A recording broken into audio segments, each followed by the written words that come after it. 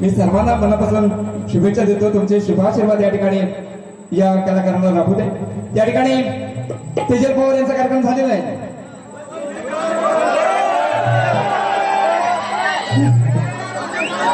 नाही तिला समाचार काय घ्यायचा तो घेतो, पण आपण सगळी संगमेश्वरवासी आहेत. आपण मी तुम्हाला मागे सांगितलं होतं संगमेश्वर हे कलेचं संगम या ठिकाणी या संगमेश्वर मध्ये पाहायला मिळतं. लाकडी असेल, नमन असेल, हे की नाही, ही सगळी म्हणजे तरुणाई जेवढी आहे या ठिकाणी शाहीर मंडळ याची सर्वांना मानाचा मुद्रा करतो. पण एक खंत म्हणून तुम्हाला जरा 2 मिनिटं तुमची घेतो फक्त. मी बारी नॉनस्टॉप करतो, तुम्हाला माहिती आहे माझ्या इलवले नसतात, फिरवले नसतात, काय नसतात, पण तुम्हाला ऐकणं गरजेचं आहे का? ही जर कल्चर, ही परंपरा जर आपण जोपासली नाही, ही वाढवली नाही, तर हे कोकणचं वैभव हे नामशेष होऊन जाईल. याची कुठेतरी भीती वाटायला लागली. कारण का? हे उन्नती मंडळ सांगणारे मुंबई पासून ते चिपळूण, राजापूर, संगमेश्वर जेवढी मंडळ आहे हे त्यांनी चालू केलेला जो अन्यायकारक जो भाग आहे, हे स्वतः उन्नतीच्या नावानं बोंबा मारतात. वास्तवमध्ये काय करतायत ते या कलेची संपूर्णतः हानी करण्याचं काम करतात. आणि म्हणून तुमच्यासाठी 2 गोष्टी सांगायच्या वाटतात. माझ्यावरती बंदी आहे, 20 वर्ष सोसतोय बंदी, मला काही फरक पडला नाही. मला तुम्ही सर्व रसिकांचं प्रेम मला लाभलेलं आहे. पण आज नवोदित कलाकारांवरती हा जो चाललेला हा जो संघर्षमय प्रकार आहे, आज आयोजकांना त्याचा त्रास सहन करावा लागतोय. आपली जर कला उन्नती करायची असेल तर ही बंधनं झुगारून प्रत्येक कलाकारांना पुढे येऊन गरजेचं आहे. यांनी उन्नतीच्या नावाखाली जर कलाकारांचं कोणाचं भलं केलं असेल ना तर त्यांनी सांगावं. त्यांनी 1 वर्ष नाच करून दाखवावा. त्यांची जर धमक असेल तर या कॉम्पिटिशन मध्ये नाच करून दाखवा, त्यांच्यात जर ताकद असेल तर. ज्यांच्या स्वतःच्या बायका ऐकत नाही ते आम्हाला सगळ्यांना बोध द्यायला लागलेले आहे. म्हणजे कोणी मुंबई म्हटलं तर तो धारशी असू दे, पारशी असू दे, तर कोणी असू दे इकडचा. आज तुम्हाला सांगतो यांनी कलाकारांची उन्नती काहीच केली नाही. आज इथे स्पर्धा होते. आज स्पर्धेमध्ये जे कलाकार आहेत, आज कोणाकडे मुलं नाही, काही नाही. आज वाडीवाडीचे नाच बंद झालेले. 2-2 भाग प्रत्येक वाडीमध्ये पाहायला मिळतात. त्याच्यातून कोणी जर 2 पोरी नाचवलं तरी त्याचा नाच त्या संचामध्ये घेतला गेला नाही. त्यांनी प्रगती कशी करावी. आज मला सांगा, प्रत्येक कलाकाराला शासनाने 5,000चं मानधन केलं होतं. हे जागे झाले का. मला कलेक्टर ऑफिसवरून एका मित्रानं मला ते पाठवल्यानंतर मी तिकडे खेळला दखल घेतली. सगळ्या व्हॉट्सअप ग्रुपला सगळ्या कलाकारांना पाठवलं.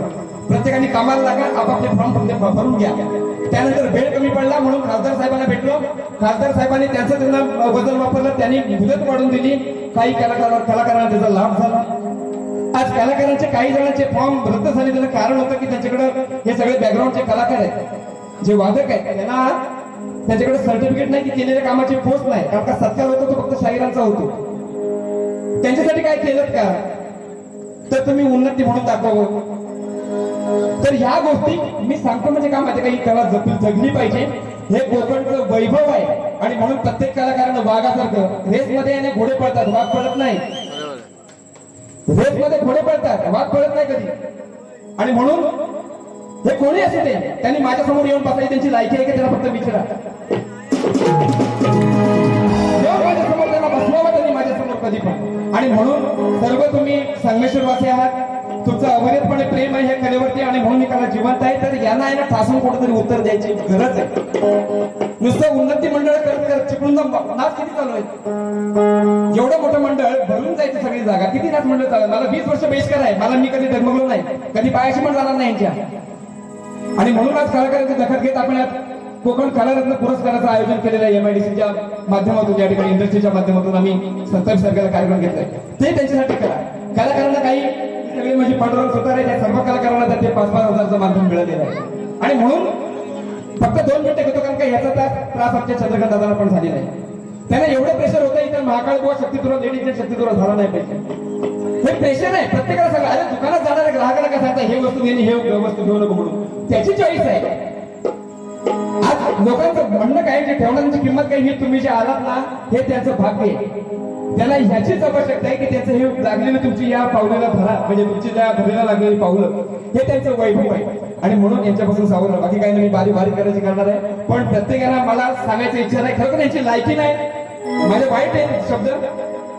अशाने माझ्या समोर येऊन भिडावं कधी पण. त्यांना एकदम मीटिंग मध्ये सांगितलं काय सांगायचं, पण अजूनही त्यांनी भिडावं माझ्यासमोर. मग त्याला सांगतो काही नाच आली काय असं केला तर नाच आहे, जीवनाचा नाश आहे. तर जास्त बोलत नाही. मी पुन्हा एकदा तुम्हा सर्वांचा या ठिकाणी आशीर्वाद देतो.